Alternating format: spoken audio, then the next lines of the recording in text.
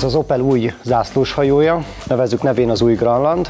3 különböző hajtáslánccal rendelkezik, egy light hibrid belépő kategóriával, egy plug-in hibrid párhuzamos hajtásrendszerrel és egy tiszta elektromos hajtásrendszerrel, 2 különböző akkumulátorral. Ez az autó inkább a felső-közép kategória vagy prémium kategóriának készült az Opel részéről. Megújult a vizon, az Intellux fényszórókat megszokhattuk az Astra modell részéről, illetve megkaptuk az elől-hátul világító márkajelzéseket.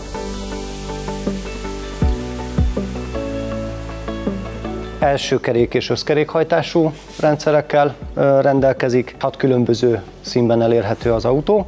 A belépő szintű ár 12.490.000 forint, egy 0%-os Opel finanszírozással 3 millió forintig vehető igénybe. Az elektromos változat 4 millió forintos állami támogatással megvásárolható, 580 és 680 km hatótávolsággal VLTP szerint.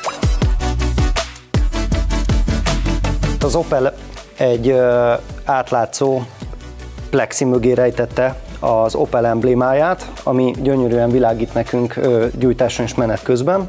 És maga a csomagtér, egy alaphelyzetben 550 literes csomagtér, ami az ülések eldöntésével és a padlólap lehelyezésével 1650 literig növelhető. A GS felszereltségi szintben már megjelenik a 16 szolos érintőkijelző.